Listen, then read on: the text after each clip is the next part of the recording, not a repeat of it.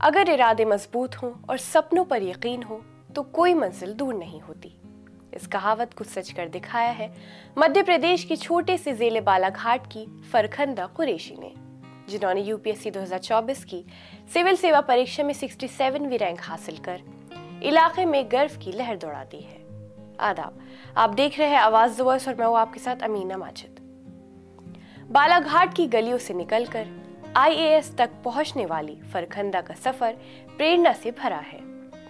8वीं क्लास में जब उन्होंने अपने जिले के कलेक्टर को लोकल चैनल पर काम करते देखा, तभी उनके दिल में आईएएस बनने की लौ जल उठी।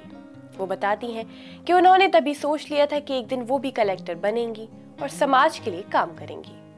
वो सपना सालों की मेहनत, असफल प्रयासों और पारिवारिक समर्थन के बाद आज हकीकत बन चुका है। फरखंदा का चौथा प्रयास था। 2021 में उन्होंने यूपीएससी की तैयारी शुरू की। 3 बार असफल रहने के बावजूद उन्होंने हार नहीं मानी। वो कहती हैं कि उनके माता पिता ने हर बार उन्हें टूटने नहीं दिया, बल्कि मोटिवेट करते रहे, एक दिन सफलता जरूर मिलेगी। और ऐसा ही हुआ। फरखंदा मानती हैं कि यूपीएससी जैसी मुश्किल एग्जाम के लिए 18 घंटे पढ़ाई जरूरी नहीं, बल्कि कंसिस्टेंसी और रणनीति जरूरी है। उन्होंने हर दिन 6 से 8 घंटे पढ़ाई की, लेकिन रोज पढ़ाई की। पुराने सालों के पेपर, करंट अफेयर्स और न्यूज़पेपर उनकी तैयारी का अहम हिस्सा रहे। उनका कहना है कि बालाघाट जैसे छोटे शहर से होना कभी उनकी कमजोरी नहीं बना।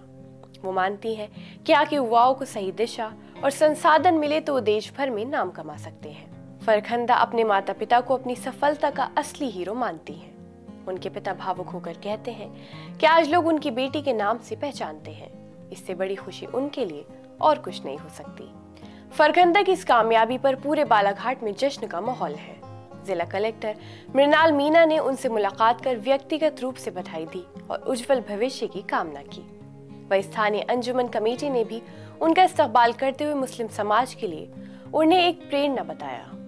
फरखंदा की कहानी सिर्फ एक यूपीएससी रैंक की नहीं, बल्कि उस उम्मीद और जज्बे की है जो समाज में बदलाव लाना चाहता है। एक मुस्लिम लड़की का आईएएस बनना सिर्फ एक व्यक्तिगत कामयाबी नहीं, बल्कि देश के सामाजिक ताने बाने में बदलाव की मिसाल है। अगर आपको हमारी वीडियो पसंद आई हो तो ऐसी वीडियोस के लिए हमारे चैनल को सब्सक्राइब करना न भूलें।